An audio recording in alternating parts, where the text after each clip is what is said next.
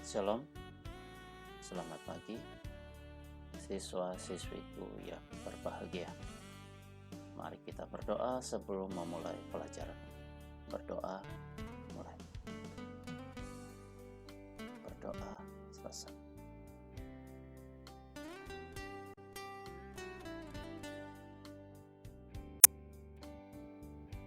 Pada bab 12 kita akan membahas tentang hati nurani, memilih yang benar.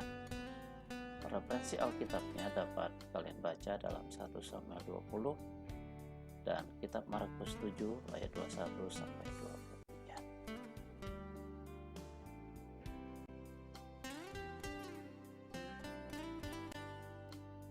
23. Pengantar. Profesor K. Bertens mengatakan, hati nurani adalah instansi atau bagian dalam diri manusia yang menilai perbuatan manusia baik atau buruk. Hati nurani manusia adalah kedalaman termurni dari jiwa manusia. Kamu pernah mendengar ungkapan, dengarkanlah suara hati nuranimu. Orang-orang yang berpijak pada logika semata-mata biasanya cenderung mengabaikan hati nurani. Karena menurut mereka hati nurani hanya dipandu oleh emosi atau perasaan semata. Dan yang lebih utama dalam hidup manusia adalah mengandalkan pikiran atau kecerdasan otak.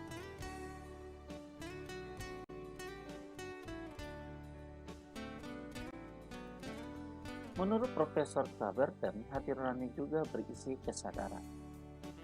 Dengan demikian, hati nurani tentu saja mengandung unsur logika. Jadi, tidak benar kalau hati nurani hanya dipandu oleh emosi atau perasaan. Hati nurani memandu kita dalam setiap tindakan hidup.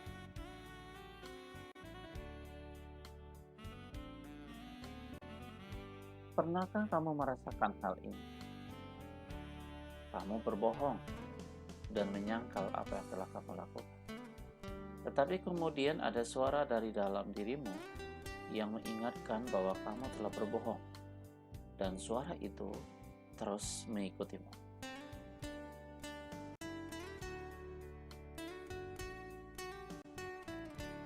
B. Peran hati nurani.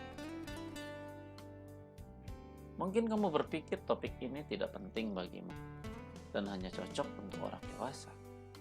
Setiap hari kamu dapat mendengar suara hati nuranimu, terutama ketika kamu berhadapan dengan pilihan yang harus kamu pilih dan putuskan. Misalnya, di pagi hari kamu harus memilih bangun pagi untuk mandi dan ke sekolah atau tidur terus.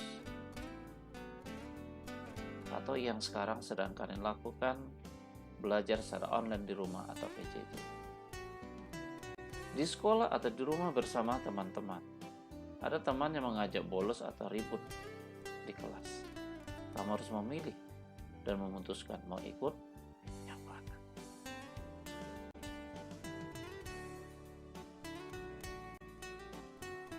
Apakah hati nurani dapat salah? Pertanyaannya itu. Hati nurani berkaitan dengan kesadaran diri dan karena itu harus selalu dididik, dilatih untuk membimbing ke arah yang benar. Menurut Prof. Bertens, terkadang seseorang meyakini apa yang dilakukannya itu merupakan bisikan suara hatinya, padahal tindakannya itu salah. Misalnya, para teroris yang melakukan kekerasan dan pembunuhan. Mereka meyakini apa yang dilakukannya itu sesuai dengan suara hati nurani. Jadi, suara hati dapat saja salah jika tidak dilatih dan dididik.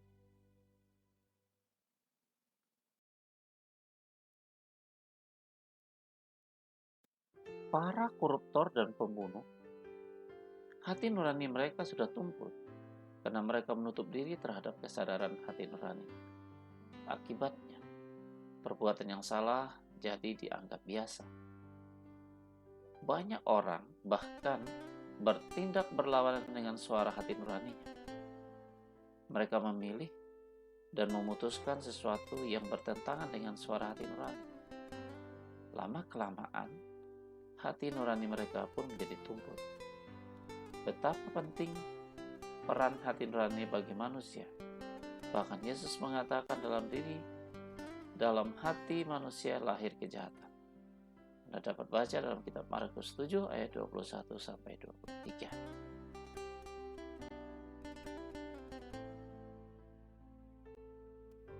Nah, hati nurani berperan dalam pembentukan karakter manusia, terutama dalam kaitannya dengan pilihan dan pengambilan keputusan.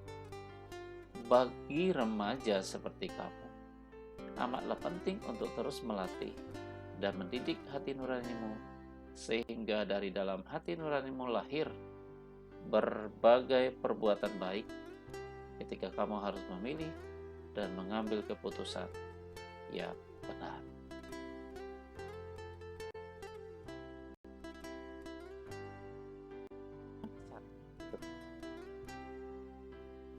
Tekun berdoa dan membaca Alkitab, serta mencontoh orang-orang yang dapat kamu jadikan teladan untuk kebaikan dan kebenaran hidup.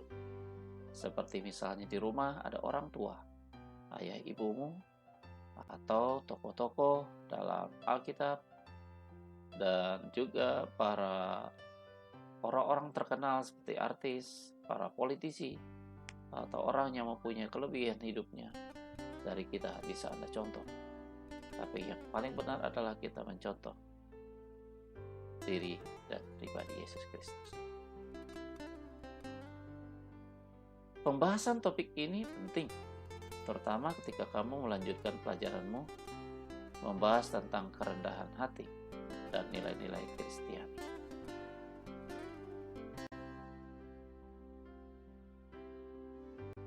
Kita simpulkan materi kita pada pagi hari. Hati nurani manusia adalah anugerah Tuhan yang harus disyukuri dan terus dididik, dilatih supaya melahirkan perbuatan-perbuatan baik dan benar.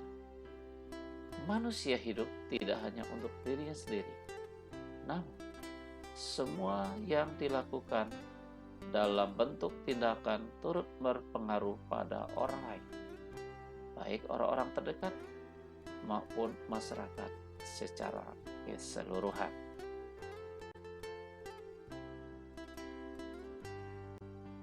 Nah, jika hati nurani manusia terus diasah, maka akan melahirkan berbagai tindakan yang baik dan benar, dan dengan demikian membawa pengaruh positif bagi kehidupan pribadi dan orang lain di sekitarnya.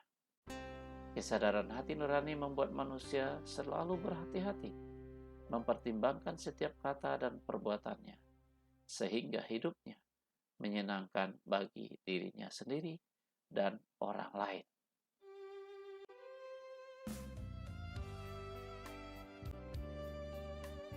Nah, akhir kata, tetap semangat dalam belajar. Sebelum mengakhiri materi ini, mari kita berdoa bersama.